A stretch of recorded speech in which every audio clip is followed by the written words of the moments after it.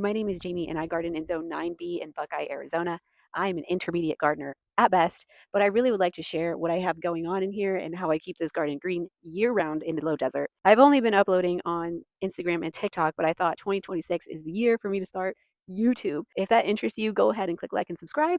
And you can go ahead and follow me on Instagram and TikTok too if that floats your boat. But I thought, what better way to kick off the new year with a grand tour of my main growing area. Let's get into it and I'll show you around. Starting along the back wall, so this is the north side of my garden. This all faces south, so it does get full sun right now, even in the winter. In this first grow bag, I have this trailing lobelia, and this is the seed that I used. I also tucked in some alyssum on the sides, and this one I chose Rosie O'Day alyssum. I do have a canna lily back there. It's new to me. It was gifted to me. I've never grown canna lilies before. I was told it would die back. So I do have this filler flower in there for when it kind of dies back. It may or may not. I don't know. We haven't had a freeze yet. Moving on to the next grow bag. This is my bok choy. And I do have some snapdragons back there. They've already bloomed and I've cut them back a little bit. But this bok choy, I had two here. And I already harvested one and ate one, and it was delicious. Those were from the American Seed Up that happened in Phoenix back in November. Okay, so this is where things get a little sad. I started some ranunculus corms in some other beds back in October, and I didn't plan it well, so I needed to move them. I moved them, and they are not happy. That one maybe still has some life. I don't know. This one looks a little toasty to me, but I'm hoping maybe it'll come back. Maybe not. We'll see what happens. Right next to it, I have this fava bean. This was also from the American Seed Up. This is the Broad Windsor. This is a first for me. I've never grown a fava bean before, and I just think these flowers are so pretty. The black and the white, I think they're so beautiful. Next to the fava bean, we have this pepper. Now, I'm not going to lie, every time I try to grow peppers, I end up with a very mediocre plant, which is fine, but I want to be better. So this year, I'm going to focus on the health and productivity of my peppers. Now, this is a shishito pepper. They are from Higher Mowing. This is the one. It kind of chugged through the summer, and now it's putting on peppers. A decent amount, nothing crazy, but it is producing right now. We have this rhubarb. Now, I didn't even know we could grow rhubarb here. My really good gardening friend out here said, oh yeah, you can grow it. So you know what? I bought it and I stuck it back here. And I didn't know how big it was going to get until I saw some YouTube videos. I probably will pot it. I think it's just in like a 3-gallon pot right now. Moving on to the papaya. Now, I am very desperate to successfully grow papayas this year. And I'm going to try 3 different methods. This one I purchased. And I also have some seedlings that I started indoor. But also, I am going to buy a papaya and throw the fresh seeds in the ground too and see which one performs the best. Next is kind of a mess of a blackberry. This thing is all over the place. I did not trellis it properly, so it kind of just sprawls everywhere. This is an Apache thornless blackberry. I also have this parsley that's in the ground, and it's pretty much permanently here. This year, it's due to flower since parsley is biennial. It did not flower last year, so it is due to flower this time in the spring. It will die back, but it will come back from seed. It reseeds itself pretty reliably. This is a fig nominal fig.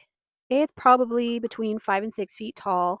The description on the fig nominal says it's a dwarf variety. I'm not sure how big it's actually going to get, but I have seen the same variety in other people's yards well over 10 feet. So I think if it has the space, it will continue to grow. It is in the midst of losing all of its leaves right now. If not almost. Sometimes my fig doesn't lose all its leaves, depending how cold it gets, you know? So we're kind of going back around. So this is a volunteer hollyhock. This is my 5-gallon grow bucket from Firehouse. It has got the same trailing lobelia as I showed earlier. And this, isn't this pretty? I've been waiting for this to bloom. Look at how orange that is. This is the Orange King calendula. I mean, looks pretty spot on if you ask me. This is toothache plant, also known as spilanthes or buzz buttons. This has proven to be a perennial in my yard. I planted this 4 years ago and it hasn't ever died back. This is the seed I used. I got this off of Etsy. I don't use it medicinally or anything. It is kind of fun to pop one of these in your mouth and your mouth will go completely numb. It's a really fun sensation. But other than that, I just think it looks cool. Toy onions. If you garden in the Phoenix area, I would highly recommend these onions. Coming around, this is my cattle panel trellis. I have some sweet peas growing along the trellis. And I've got some Brussels sprouts. Let me see if I can get in there. I got some Brussels sprouts going. The seed I use for those is your trusted Fairy Morse from the local Lowe's. It's gotten chewed up by the cabbage worms this year, like every year, but it's all right. I have some more calendula over here. I have a couple of varieties. This one is the same as this one. This will be the first bloom on these, and these ones are the Oktoberfest calendula. Even closed, I feel like it kind of looks pretty similar to the picture. Next to it, I have the standard, Pacific Beauty calendula. These have been putting out blooms that look like this one. They're like yellow with that reddish center. Tucked in here, it was getting shaded out for a little bit, but now that it's getting a tiny bit more sun, it's growing a little bit better. But that is the White Finch Orlea. This is new to me. I've never grown Orlea before, so I'm excited. That's the same Rosie O'Day alyssum and more EE toy onions. I do have some stock in this 5-gallon bucket. This is the Kino Mai stock. It smells amazing. I already grew a couple rounds of these earlier in the season, so I'm excited to get another one. Moving directly south will be where all my onions and garlic are right now. And I do have a few volunteer nasturtiums from last spring. Here I have some shelling peas. I wanted to utilize this trellis, even though I have these onions in here right now. And I didn't want to put them in the bed because onions and peas don't really mix well together. This half is my onions, the back half is my garlic. The variety of the garlic I do is called Early Italian. That's the only one I do. Tastes good, grows well out here. I'm not gonna fix what ain't broke, you know what I'm saying? So, but the onions, the two varieties I planted were these ones, Red Burgundy and Texas Grano. I also have some yellow granics in there, but I don't have the seed packet anymore because I used all the seed this season. South of that, we have what I call bed 3. Now, bed 3 is kind of a mess because my chickens like to dig in that corner. They find a way out of their enclosure and dig in that corner. So we're going to have to fix that. I have some strawberries. I just got these at the Lowe's.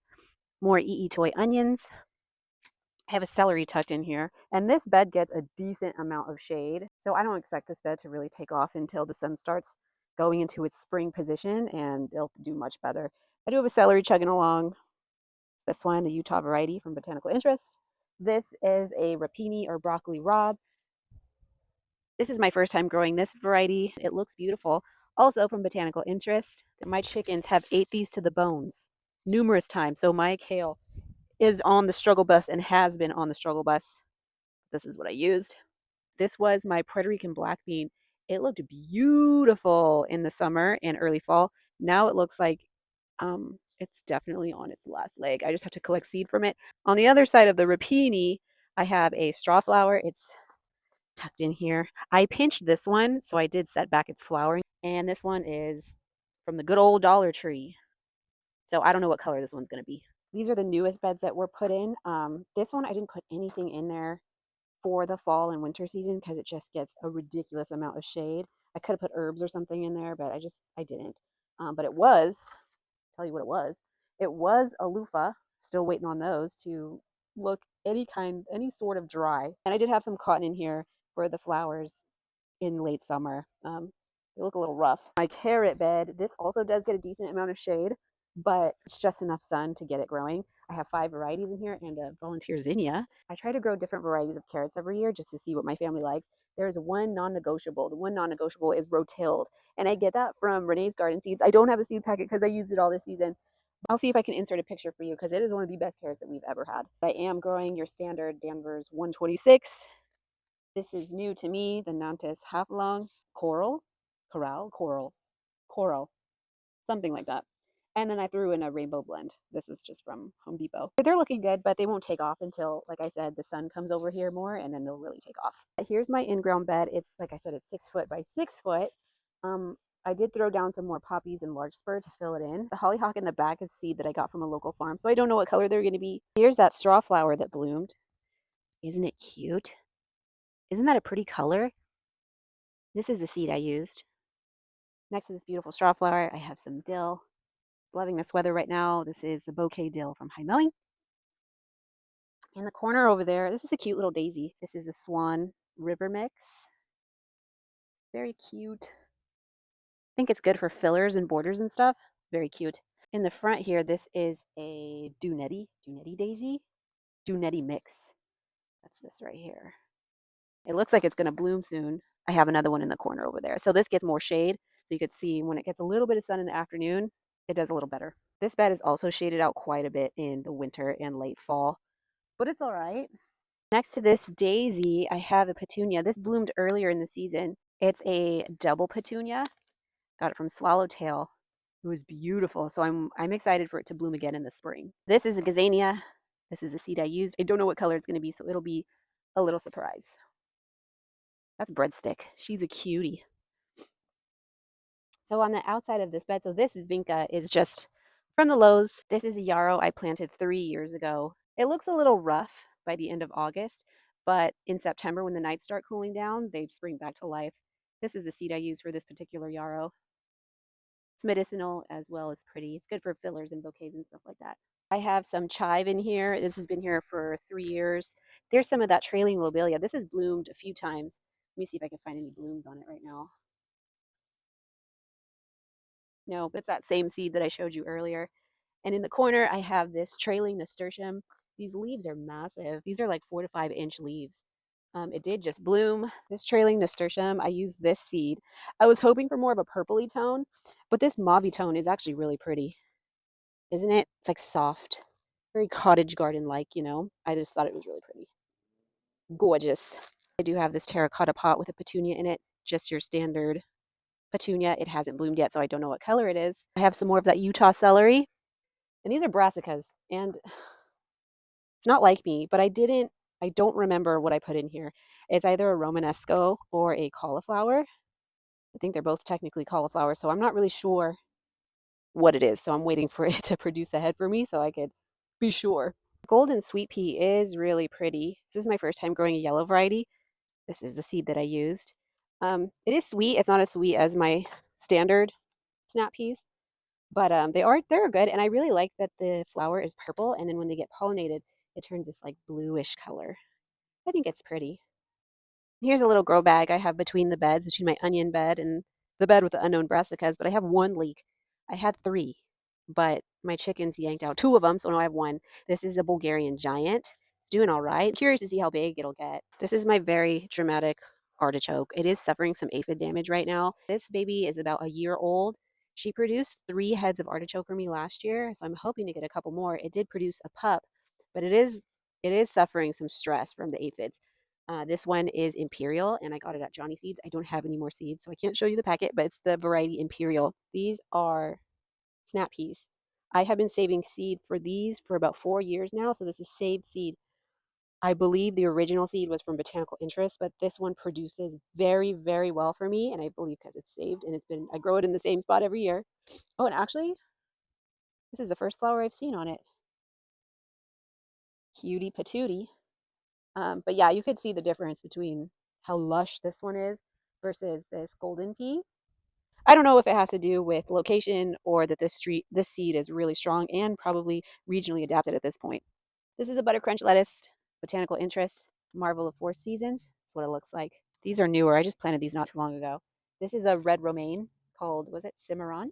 Next to it, I have another romaine called Paris Island Cos, maybe. And next to that is a black seeded Simpson lettuce. I also have some spinach in this corner. This one is Oceanside, I believe. Yes, it is. Flip it up. That's this one from Botanical Interest.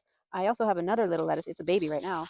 Over here, this one is, I don't even want to try to pronounce that. Monstru de Viroflay? I don't know. That's that. Over here, this is it a Komatsuna? This one right here. I've never grown this one before, so we'll see how it goes. This is also another one of those giant orange calendulas. This is another snapdragon. It's that same variety up in the 6x6 in-ground bed. It's the big tetra by the Lake Valley. Did I show y'all that one? Hold on. This is the one. Don't know what color it's going to be. Hasn't bloomed yet. Winter Choi. Winter Choi Chinese Yellow Heart. That's what we got going on. I do have like these grocery store green onions. You know, you cut them off at the base and replant them. They've done exceptionally well. Look at this one. That's a thick boy. I have these little cilantros in here. This is Botanical Interest. I have another Orlea right here. And this, I believe, is a parsnip. I don't know, but it looks like a parsnip to me. I could be wrong. I have another stalk. I believe it's a different variety than the one I showed you, but I don't remember which one. So I guess we'll find out when it blooms. This is another variety of chamomile, Zelote Lan. I have no clue. And don't mind my mess. I got to clean up big time. Here's another petunia. It's the same variety. This one's almost struggling a little bit, but it's that same royal petunia. This one did bloom earlier in the fall. It's like a pastel pink, which I'm really excited about. But that one in the terracotta pot hasn't bloomed yet. And last but not least, some of my favorite flowers. Isn't that gorgeous? These are some of my favorite marigolds I've ever grown.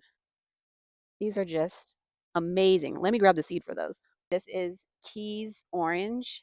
These are just stunners and pretty much outperforming the other marigolds that I planted. Very prolific. The blooms are a decent size, and I just love the color. I mean, I know marigolds are orange, but these are super orange. Another one of my favorite things that I grew that was also new to me were these beautiful pink poker status. These are from Johnny Seeds Pink Poker. Look at when they bloom. They have these little pink florets on them, and they're so pretty in bouquets. Oh, here's one that's more. Isn't that cute? Oh my gosh, hold on.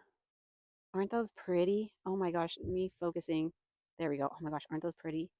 They just look really, really pretty in bouquets. They're just, I love them. I will grow them again. But again, look at these marigolds. Oh, I love them so much. And then next to it, I do have like a regular status.